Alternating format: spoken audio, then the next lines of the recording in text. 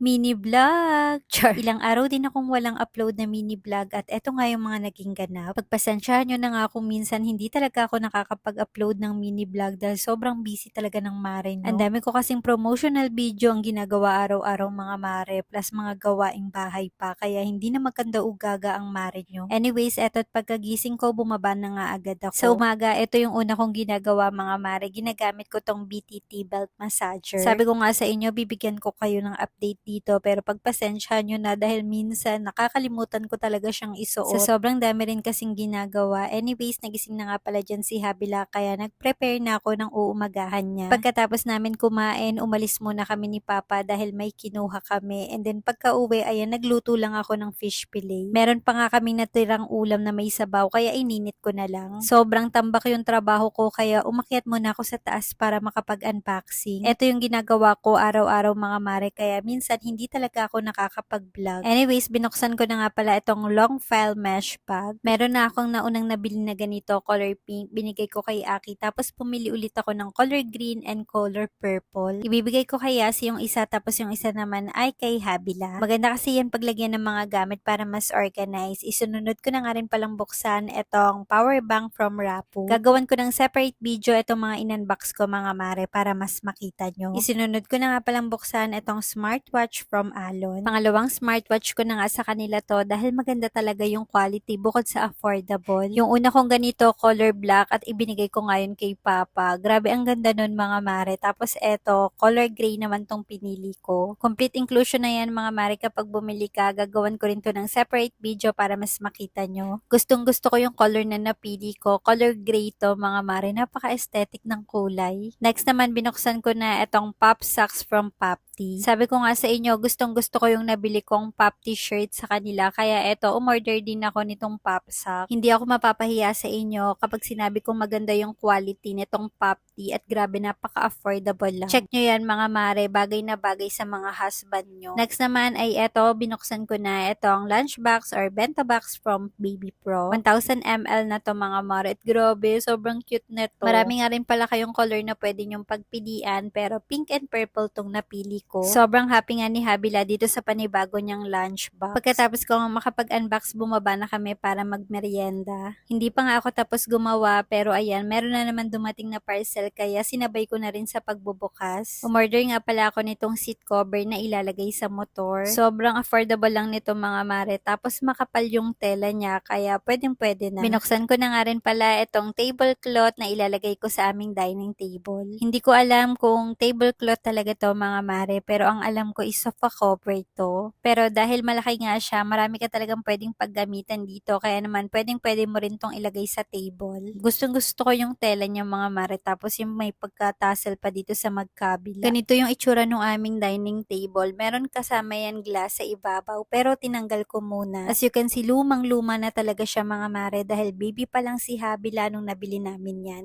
At isa yan sa kauna-unahan namin gamit dito sa bahay. So para hindi tayo magpalit, ayan, bumili na lang ako nitong tablecloth. Nilinis ko lang yung salamin tapos pinatong ko ulit. Nakapasok na nga dyan si Papa kaya as you can see, ako na lang yung naglilinis. O diba, gumanda pa rin yung aming dining table kahit luma na. Hindi mo naman kasi kailangan magpalit kung pwede mo naman pagandahin. Char!